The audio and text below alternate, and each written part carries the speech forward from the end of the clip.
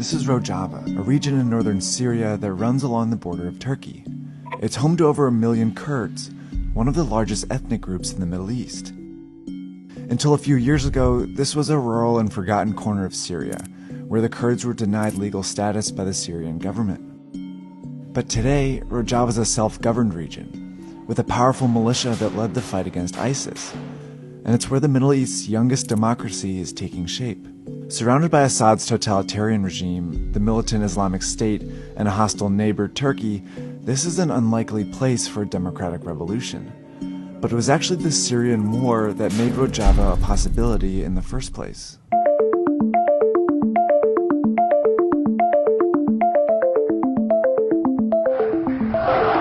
In 2011, protests against dictator Bashar al-Assad erupted in Syria.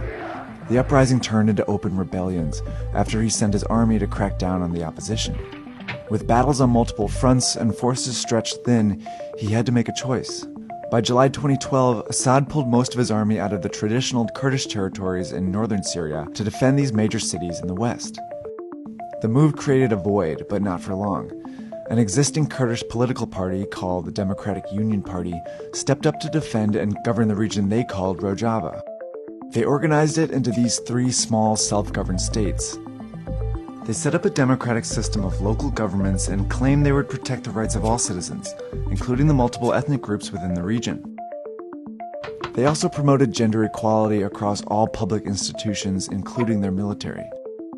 An all-woman military group called the YPJ took shape and fought alongside the Kurdish militia called the YPG. But just as Rojava started taking shape, it came under attack. The jihadist militia known as ISIS. Terrorist group ISIS gaining ground in Syria and Iraq right now.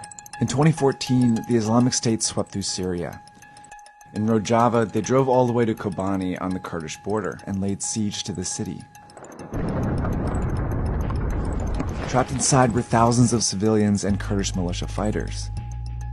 As ISIS threatened to take the city, small pockets of Kurdish fighters held their ground until reinforcements arrived.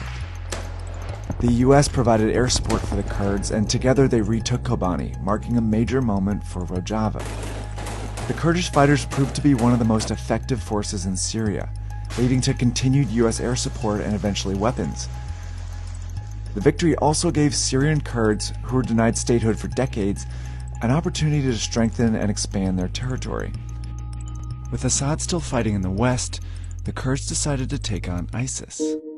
The Kurds are the most effective fighting force against the Islamic State. Kurdish fighters in Syria have made significant gains, killing thousands of fighters and clawing back territory. A Kurdish-led force launched an offensive today in Syria, pushing ISIS further and further back out of their territory in the northeastern city of Hasaka. They are now within sight of the ISIS stronghold of Raqqa. As Kurdish fighters started liberating these cities, they incorporated their populations into Rojava. With the addition of multi-ethnic populations, Rojava was renamed the Democratic Federation of Northern Syria to reflect the makeup of the region, and Kurdish fighters merged with non-Kurdish militias to form the Syrian Democratic Forces, also known as the SDF.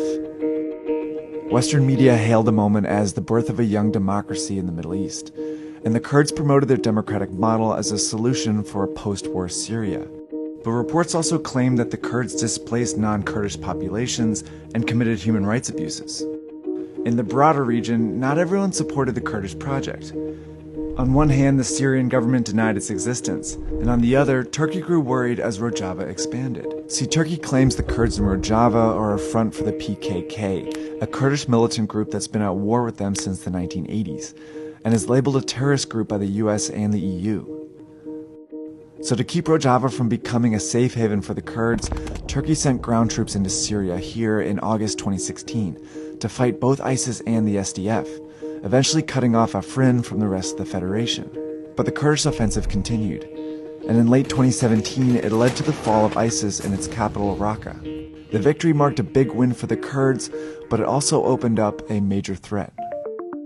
In early 2018, Turkey went back into Afrin and launched Operation Olive Branch, a full ground offensive against the Syrian Kurds here. With ISIS gone, Rojava's partnerships had weakened. In the absence of a common enemy, the American motivation for backing the Kurdish fighters has declined, especially when they're up against Turkey, a NATO ally that the US relies on. Now, it's unclear how far Turkey will go to keep Syrian Kurds in check, but without U.S. support, their forces are under-equipped and undermanned against Turkey's massive military. In this new phase of the Syrian war, Rojava has become a vulnerable target, and the Kurdish dream that was created by the start of the war is threatened by its end.